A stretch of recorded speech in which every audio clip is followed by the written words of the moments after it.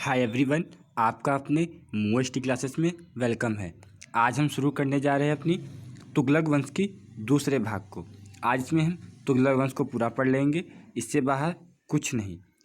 आप लगातार हमारे साथ जुड़े रहिएगा, आपको लगातार ऐसे कंटिन्यू कॉन्सेप्ट बाई पूरी वीडियो मिलेंगी। चलिए अब हम शुरू करते हैं आज की क्लास को। तो कल हम पढ़ चुके थे अपने मोहम्मद बिन तुगलक को। अब उसके बाद अगला शासक बनता है फिरोज शाह तुगलक। फिरोज शाह तुगलक सर्वप्रथम इसका टाइम पीरियड देखते हैं।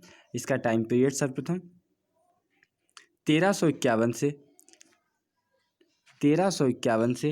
88 तक 1351 से 88 तक इसका टाइम पीरियड है। ये मोहम्मद बिन तुगलक का चचेरा भाई था, जिसकी माता राजपूत थी। इसका 2 बार राज्याभिषेक हुआ। समकालीन, ये बहुत इंपॉर्टेंट बात है, समकालीन इतिहासकारों ने इसे मध्यकालीन भारत का पहला कल्याणकारी निरंकुश शासक कहा। ऐसा उसने क्यों कहा, इन्हें क्यों कहा गया? क्योंकि इसका भाई मोहम्मद बिन तुगलक, जो कि इससे पहले पूरा जो राज्य था उसका धन संपदा खर्च कर चुका था, इसीलिए इसने ज़्यादा युद्ध पर ध्यान नहीं दिया। इसने जो अपने विजित क्षेत्र थे उन्हीं पर ही ध्यान रखा, इसलिए इसे पहला कल्याणकारी निरंकुश शासक कहा जाता है। अब इसका कार्य, सबसे पहले इसका धार्मिक कार्य, हिंदू को जिम्मी संज्ञा दी तथा ब्राह्मणों पर जजिया कर लगाने वाला यह प्रथम सुल्तान था। आप नोट करिएगा, हिंदुओं को जिम्मी संज्ञा दी तथा ब्राह्मणों पर जजिया कर लगाने वाला यह प्रथम सुल्तान था। ये बहुत इंपॉर्टेंट बात है, बहुत बार क्वेश्चन पूछा गया है, आप नोट करते हुए चलिएगा। चलिए अब हम आगे बढ़ते हैं, ठीक है। उलेमा वर्ग के अनुसार इस्लामिक राज्य की स्थापना की। उलेमा वर्ग कौन था, मैंने आपको बता रखा है, मुस्लिम समुदाय का उच्च समुदाय था। उन्हीं के अनुसार उसने इस्लामिक राज्य की स्थापना की। उन्होंने जैसा कहा उसने वैसा ही किया। हिंदू मंदिरों की मरम्मत पर पाबंदी लगा दी कि आप हिंदू मंदिर को कोई मरम्मत नहीं कर सकते। इसके जो ये वन लाइनर क्वेश्चन बनते हैं, आपने नोट करते हुए चलिएगा।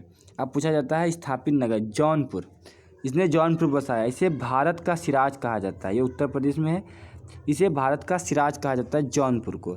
दूसरा है फिरोजपुर, ये कहाँ है, पंजाब। तीसरा हिसार यानी हरियाणा। चौथा फिरोजाबाद उत्तर प्रदेश। फतेहाबाद हरियाणा। फिरोज शाह कोटला दिल्ली, ठीक है। इसके स्थापित नगर है। आपसे पूछा जाएगा जौनपुर किसने से, तो आप बताएंगे फिरोज शाह तुगलक ने, ठीक है। इसने 2 कार्य किए, धार्मिक नीति और हिंदू स्थापित नगर। तो आपसे पूछा जाए कि जजिया कर लगाने, ब्राह्मणों पर जजिया कर लगाने वाला प्रथम सुल्तान कौन था, तो आप उसका आंसर बताएंगे फिरोज शाह तुगलक। आपसे एक क्वेश्चन पूछा जाएगा प्रथम कारखाना किसने बनवाया, तो मोहम्मद बिन तुगलक ने।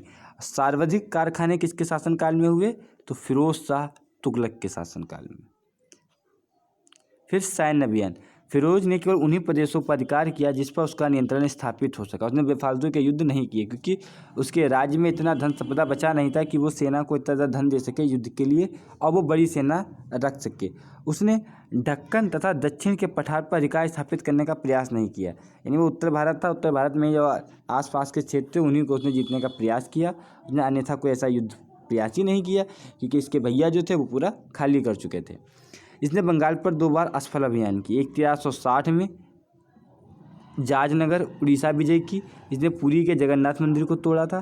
फिर 1365 में कागड़ा अभियान, जो कि हिमाचल प्रदेश में है, इसमें किया था। ज्वालामुखी मंदिर से अनेक संस्कृत पांडुलिपियाँ इसने नष्ट की। ये आप नोट करते हुए, ये 1 लाइनर क्वेश्चन बनेंगे। फिर एक इसने किया था खट्टा अभियान 1362 से 1365 तक। यह असफल अभियान था, यह फिरोज शाह तुगलक का अंतिम अभियान था, खट्टा अभियान। चलिए आप नोट करते हुए चलिएगा हर चीज़, क्योंकि 1 लाइनर इसमें कुछ आपको समझाना नहीं है। फिर कर व्यवस्था, ये बहुत इंपॉर्टेंट है, आप ज़रूर नोट करते हुए चलिए। कर व्यवस्था खराज, जकात व खुम्स को छोड़कर सभी कर समाप्त। खराज, जजिया, जकात, खुम्स को छोड़कर सभी करों की इसने समाप्ति कर दी। इसने हर के सर्व नामक सिंचाई कर लगाया, जिसकी दर 10% रखी थी। हर के सर्व नामक सिंचाई कर किसने लगाया, फिरोज शाह तुगलक ने। भू राजस्व की दर इसने 20% कर दी।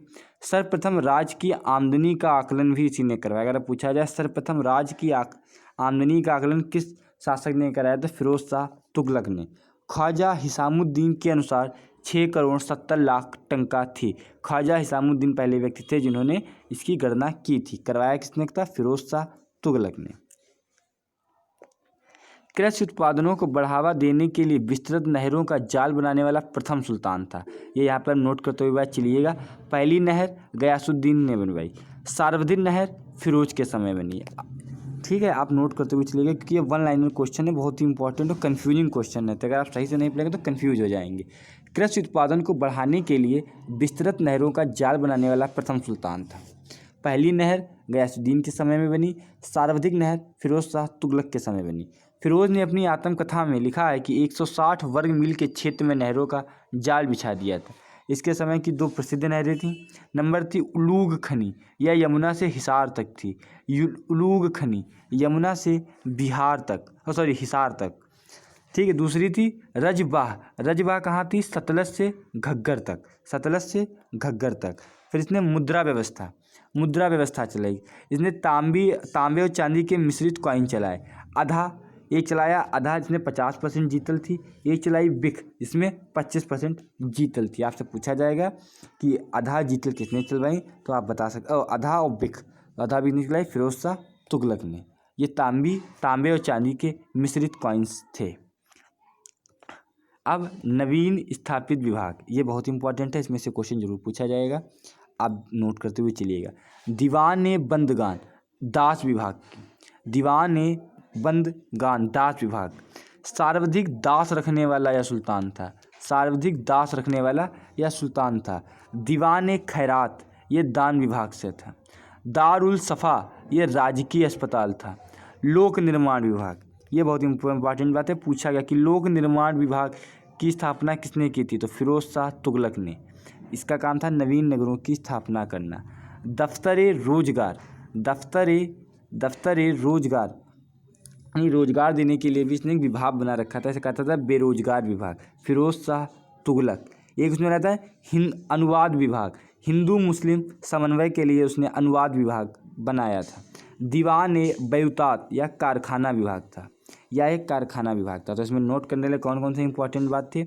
एक ये आपका लोक निर्माण विभाग, दफ्तर रोजगार, अनुवाद विभाग, तीन बहुत ही इंपॉर्टेंट विभाग हैं, आपने नोट करते हुए चलिएगा। सर्वाधिक दास रखने वाला यह सुल्तान भी कहा जाता है। चलिए, अन्य क्या इसने क्या किए? किसानों पर लगे तकावी व सोनधर ऋणों को माफ़ कर दिया। किसानों पर लगे तकावी व सोनधर ऋणों को माफ़ किया। अशोक के 2 स्तंभ को मेरठ व टोयरा से दिल्ली लाया। अशोक के 2 स्तंभ थे, मेरठ और टोपरा से दिल्ली लाया। कुतुब मीनार का पुनर्निर्माण, बिजली गिरने कुतुब मीनार ध्वस्त हो गया था, इसलिए उसका पुनर्निर्माण भी इसी ने करवाया। अपनी आत्मकथा फतूहात ए फिरोज शाही का फारसी में अनुवाद इसने स्वयं लिखा है, स्वयं भी किया था। अपनी भाषा में लिखा है, फारसी में स्वयं लिखा है इसने अपनी आत्मकथा फतूहात ए फिरोज शाही। फिरोज की आय वृद्धि के लिए 1200 उद्यान लगवाए थे उसने। सैनिकों का पद वंशानुगत होने के कारण इसके राज्य में भ्रष्टाचार चरम सीमा पर फैल गया था। सैनिकों का पद वंशानुगत होने से भ्रष्टाचार इसके राज्य में चरम सीमा पर पहुंच गया था। हज व्यवस्था शुरू करने वाला यह प्रथम सुल्तान था। ये क्वेश्चन पूछा जा चुका है कि हज व्यवस्था शुरू करने वाला कौन सा सुल्तान था? प्रथम सुल्तान फिरोज शाह तुगलक। इसका दरबारी कवि जियाउद्दीन बर्नी था। इसका दरबारी कवि जियाउद्दीन बरवी था। इसकी प्रमुख किताब तारीख़ फिरोज शाही तथा फतवा जहांदरी था। इसकी प्रमुख किताब तारीख़ फिरोज शाही और फतवा जहांदरी। इसकी मृत्यु सितंबर 1388 में हो जाती है। इसके बारे में एल्फिस्टन ने लिखा है कि फिरोज सल्तनत युग का अकबर है। इसे सल्तनत युग का अकबर कहा गया है। फिरोज शाह तुगलक को सल्तनत युग का अकबर किसने कहा है? तो एल्फिस्टन ने कहा है। चलिए अब आगे चलते हैं। इसके बाद थोड़े समय के लिए शासन किया है गयासुद्दीन तुगलक शाह द्वितीय ने 1388 से 1389 तक। फिर अबू बकर शाह 1389 से 1390 तक। नासिरुद्दीन मोहम्मद शाह 1390 से 1394। अलाउद्दीन सिकंदर शाह ये 1394 में कुछ समय के लिए ही बने। फिर नासिरुद्दीन नुसरत शाह, इसने फिरोजाबाद से शासन चलाया, दिल्ली से ना होकर फिरोजाबाद शासन चलाया। फिर इसके बाद एक शासक आता है नसीरुद्दीन महमूद शाह, वो था नसीरुद्दीन मोहम्मद शाह और ये है नसीरुद्दीन महमूद शाह। इसका टाइम पीरियड 1394 से 1413 है। इसके समय में जौनपुर स्वतंत्र राज्य घोषित हो गया था, अपने आप में स्वतंत्र कर लिया था। इसके समय भारत पर मध्य एशिया के तैमूर लंग, जो मध्य एशिया के तैमूर लंग थे, 1398 से 99 के समय पर आक्रमण करता है। ये मध्य एशिया में तैमूर थे, 1398 से 1399 के समय में आक्रमण किया। सुल्तान दिल्ली छोड़कर भाग गया था और 1405 में जब तैमूर की मृत्यु हो जाती है, उसके बाद यह पुनः दिल्ली लौटता है। तैमूर ने अपने विजित प्रदेशों का उत्तराधिकारी खिज्र खां को बनाया। खिज्र का पूरी दिल्ली सल्तनत का एक ऐसा व्यक्ति है जिसने उपाधि नहीं ग्रहण की थी, सुल्तान की उपाधि नहीं ग्रहण की थी खिज्र खां ने। इसकी मृत्यु 1413 में कैथल में हो जाती है और दौलत खां इसका सेनापति था नसीरुद्दीन महमूद का। यह हमारा था तुगलक वंश। तुगलक वंश पूरा समाप्त हो गया। इसके बाद सैयद वंश अगला होगा।